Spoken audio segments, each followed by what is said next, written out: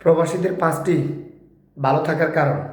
1, আপনি যত বড় অসুস্থ হন না কেন আপনাকে কাজে যেতেই হবে, বাধ্যতামূলক। 2, মাসের পর মাস আপনি কাজ করে যাচ্ছে, কিন্তু কিছু কিছু কোম্পানিতে আপনার বেতন দিচ্ছে না। 2 মাস, 3 মাস, 5 মাস, কোনো কোনো ক্ষেত্রে 1 বছরও হয়ে যায় কিছু কিছু কোম্পানিতে। তো আপনি ফ্যামিলির কাছে তখন ভালো থাকবেন না। একটা ফোনের আশায় ফোন দিবেন, আপনাকে মূল্যায়ন করবে না, আপনার ফোনের মূল্যায়ন করতে জানবে না তখন তারা। কারণ দেখা গেছে আপনার এই বেতনের উপর আপনার উপরে আপনার ফ্যামিলি টিকে আছে। হ্যাঁ, কিন্তু তখন তারা কথা শুনে বিদ্যুৎ বিলের মানুষের কাছে, ঘরে বাজার সদাই নেয়, বাচ্চা কাচ্চার পড়ালেখার মাস্টার কাছে কথা শুনতে হয়, এবং চারপাশে ইত্যাদি ইত্যাদি অনেক কিছু।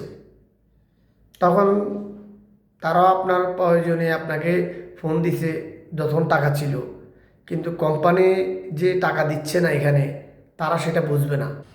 3, সারাদিন কষ্ট করে আসার পরে আপনার নিজের জামা কাপড় নিজেকে ধুতে হবে, পরিষ্কার করতে হবে, এবং সবচাইতে বড় কষ্ট, বেশি কষ্ট, পরিশ্রম করে আসার পরে আপনি রান্নাটা আপনাকে নিজেই করতে হবে এবং রান্না করে আপনাকে খেতে হবে। তখন রাত কয়টা বাজলে আপনি বুঝেন তো, অনেক রাত হয়ে যায়।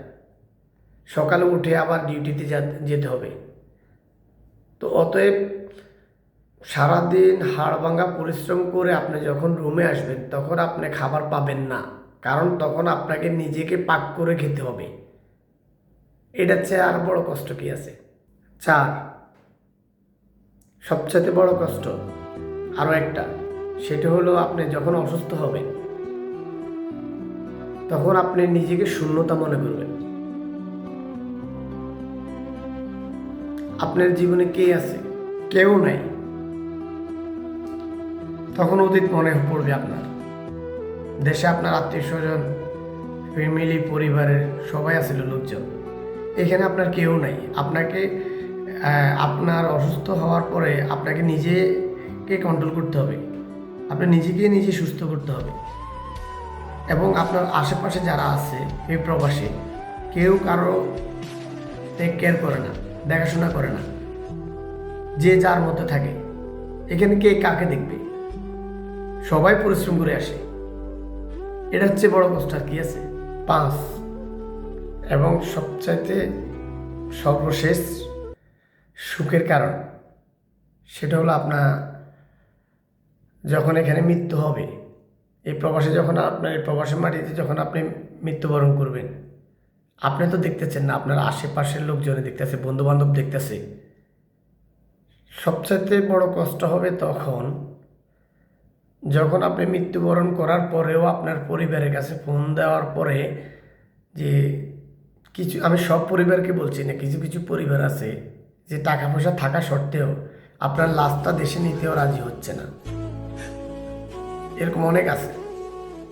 আর যাদের টাকা পয়সা নাই তাদের তো আমও গেল, সালাও গেল, তাদের সন্তানও গেল, টাকা তো নাই, টাকা নাই, মনে করেন যে টাকা ইনকাম করতে পারে নাই, তেমন একটা ভালো স্থানে থাকতে পারে নাই, আগে থেকে করে নেই, বা করার চেষ্টা করছে, হয়ে ওঠে নাই।